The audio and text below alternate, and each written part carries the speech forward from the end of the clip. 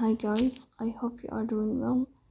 Today we will talk about how to fix or how to solve the problem of features on the application of Truecaller. You will go to settings. Here you will go to apps, default apps, app settings. In this list you will search about the application of Truecaller and you will click here in this page of app info. You will click on first stop and you will click OK. Here you will enter to the window of storage. Then we click on clear cache. In the end you will turn off your phone and you will restart your phone again to fix that problem.